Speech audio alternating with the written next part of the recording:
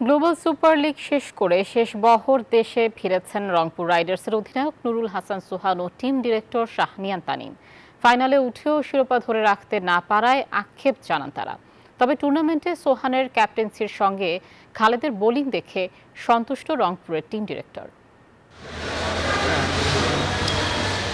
এর আগে বিভিন্ন ভাগে ভাগ হয়ে দেশে ফিরেছেন রংপুর রাইডার্সের ক্রিকেটাররা। এবার শেষ ধাপে রাইডার্স অধিনায়ক নুরুল হাসান সোহান ও টিম ডিরেক্টর শাহনিয়ান তানিম ফিরলেন বাংলাদেশে। ভোরের আলো ফুটতেই তাদের বিমানবন্দরে আগমন। আসলে সবার আগে ফাইনাল নিশ্চিত করা উত্তরের দলটি জিততে পারেনি শিরোপা। ফাইনালে হারতে হয়েছে গায়ানা অ্যামাজনের কাছে, তাই শিরোপা ছুঁতে না পারার আক্ষেপ অধিনায়কের কণ্ঠে। চ্যালেঞ্জটা ছিল এবং আমার কাছে মনে হয় যে ইনশাল্লাহ অবশ্যই যদি ফাইনালটা জিততে পারতাম খুব ভালো হতো আমাদের জন্য, কারণ পরপর 2 বছর ফাইনাল খেলা ওটা অনেক বড় প্রাউডের ব্যাপার বাংলাদেশের জন্য। তো সেক্ষেত্রে হয়তো আরও ভালো হতো যদি ইনশাল্লাহ ফাইনালটাও জিততে পারতাম। 22 গজে দারুণ সময় কাটছে নুরুল হাসান সোহানের।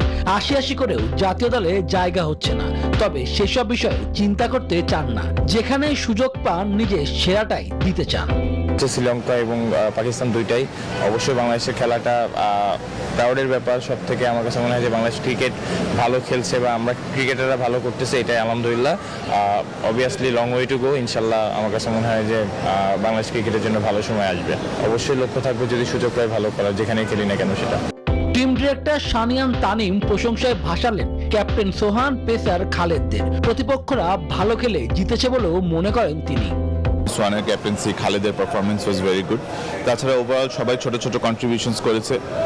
যেই 3টা খেলায় জিতেছি আমরা লাস্ট ওভারে যে জিতেছি এবং খুব হাড্ডাহাড্ডি টক করে জিতেছি। সো আমার কাছে মনে হয় যে ওখানে কম্পোজার এবং কম্প্যাক্টভাবে খেলাটাও ইম্পর্টেন্ট ছিল। তখন এইসব সিচুয়েশনে টিমের এফার্ট, সবাই একত্রিতভাবে 11 জন মাঠের ভিতরে কিভাবে করে খেলে ওটাও ইম্পর্টেন্ট থাকে।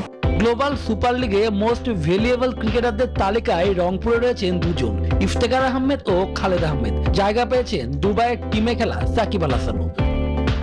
শুভদেবনাথ, নিউজ 24, ঢাকা। একমাত্র স্মার্ট সিটি বসুন্ধরা, আধুনিকতায় এক ধাপ এগিয়ে।